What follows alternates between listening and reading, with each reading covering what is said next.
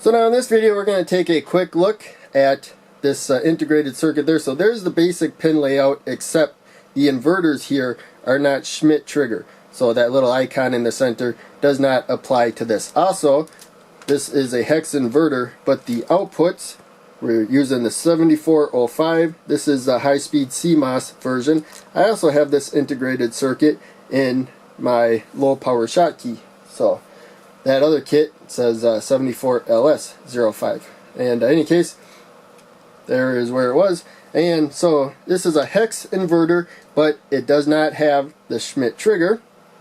And also, they are open collector, but that you won't see on the schematic anyways. So now, zooming in, we are going to take a jumper here and put it one row below the output of that lowest inverter right there. And we're going to take an LED, I'll take a blue LED, and we're going to put the long lead, the anode, to the output, short lead, the cathode, down one row.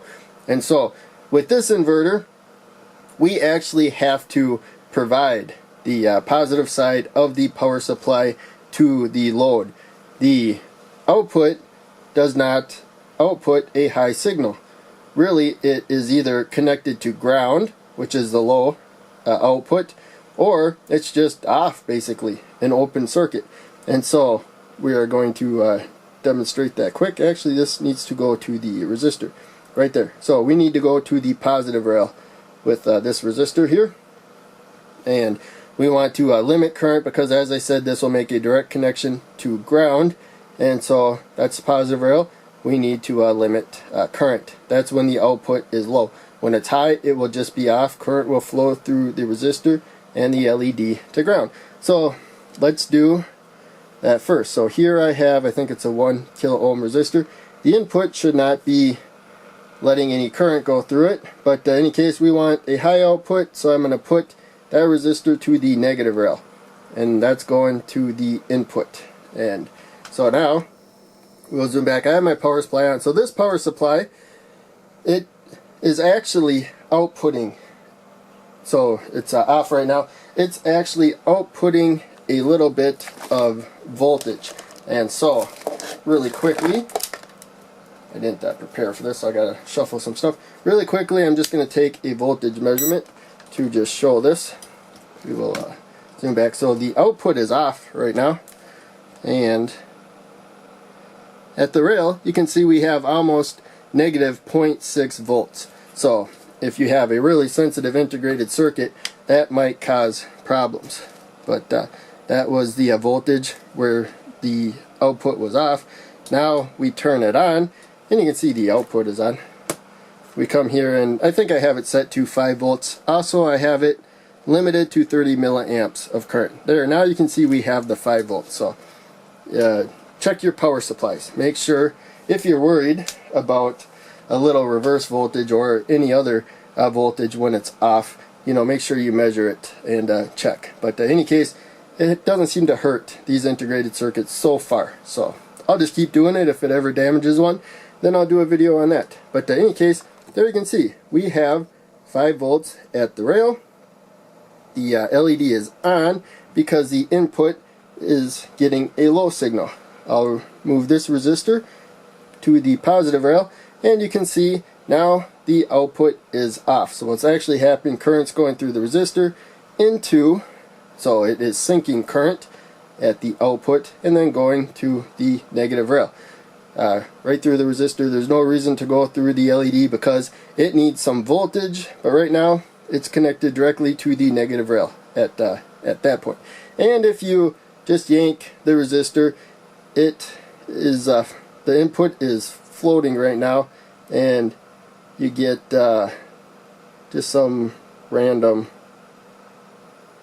whatever, it's kind of a capacitive effect right there. So whatever charge it kind of had at the moment, it's going to hold that for a bit, but it will discharge over time. But in case, now you can see we have a high input and a low output. It's going sinking to ground. So that's the open collector. When you hear open collector, that's what it means. You're going to have to give a resistor to the collector for the positive power. And so I don't need a protective resistor from the output to the LED because we already have current limited. Now another thing we could do is take that resistor out. Let's move this down a little bit, and let's move that jumper out of the way really quick.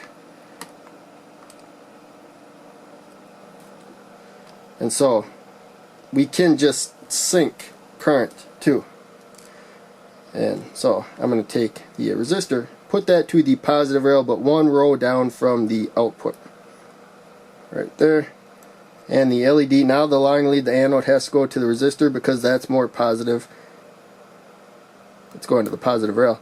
There we go. So you can see we have a high signal there, a low output there, but the LED is on because the other side of the LED is more positive. So current's going through that resistor, now through the LED, and then to ground. And if I move the jumper to the negative rail, now the output is just disconnected. It's turned off like a switch is turned off. So we got positive to the resistor. There's a voltage buildup across the LED, but then it ends there. That's an open switch. So we have basically the full voltage, maybe minus the LED voltage drop across those 2 points there. It's like an open switch. So now we come back to our original setup, but something's wrong. The LED is not lit up even though the input is low. So the input's low, the output should be high. Actually the output's off, but it allows current to go through the resistor and the LED. The problem is, it's really simple, the LED is in backwards. I still have it the direction of the last scene, even though I rewired it to be the other direction. So that's really common. If you know the power supply's on and everything's wired correctly, good chance an LED is backwards. That's really easy to miss. So I figured I would demonstrate that again really quickly. And so in any case, happens to everybody. So now we are going to yank this resistor for good. You would not use a resistor pulling it in and out of a circuit to turn something on and off. You would use a switch or something else. So here we have a 10 kilo ohm resistor. We really don't need any current really to the input. So for the most part you can use as high of a value resistor as you want, as long as it will guarantee that you get enough voltage to the input. So this resistor comes to the positive rail. I got that jumper there, and so if we give a positive input, the output will go low right there. A high input, a low output. And now you can see here we got the resistor, the jumper, they come to the pin up here of the switch. That's also connected to that pin. So I can put this jumper over here and it will work exactly the same. But this is a little more out of the way, so I'm going to put it here. Now if I close the switch, these two pins are always connected. They come to this jumper, which goes to the negative rail. So all of these 10 dots here are to the negative rail. They're separated top to bottom. So I close the switch. Now we have a direct connection from the negative rail when the switch is pressed. It's a direct connection. It overpowers this really easily. It's a node now when the switch is pressed. All of that negative area is a direct connection, and then it also has a resistor going to the positive rail between it. So any current that makes it through the resistor, if we do conventional current, gets sucked right to the negative rail. This pin does not even see it, and when the switch is pressed. When we release it now, there's tons of resistance here, relatively low resistance compared to the switch through there, and it sees the positive signal right there. So we don't have to do it this way either. I'll move that jumper out of the way, try not to short circuit anything. So I'm going to quickly pop this out, this jumper, and put it to the positive rail, making sure we are still at the switch there. And the resistor I'm going to put to the negative rail. And we can do the same thing. So we can wire it up either way we want. Now it's going to keep the output high. And again, really no current is flowing. We're connected to the negative rail and the jumper there, but the input does leak a little bit. A little bit of current slips through, but practically nothing. And so really we just say no current is flowing right now. Especially when an LED is on, that LED is passing just tons more current than what is leaking through there. But we close the switch, we have a direct connection now to the positive rail, and that sets the output low. So now, that's the 7405, and if you're new to studying integrated circuits like I am, you're going to see a lot of hex inverters, and you got to pay attention to all of the details. And looking at Wikipedia, they list all the 7400 integrated circuits. I think it's all of them. At least they list all the ones I got, and a lot more.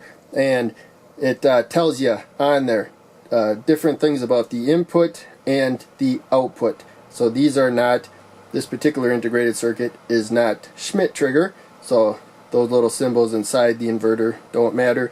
And also they're open collectors, which do not show up on the schematic. So you really got to look up, if an integrated circuit is new to you, all the details about it. And so the output's different for this one. It doesn't output high and low, it only outputs low. And so you got to add circuitry to that.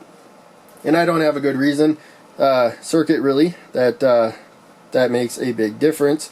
I'm sure they're out there, but I'm new to these. So that will be topics for future videos. For now, just be aware. If it says open collector, it does not provide the positive side of the power supply, only the negative side. And you have to provide positive yourself in some way. So thanks for watching. I will see you in the next video.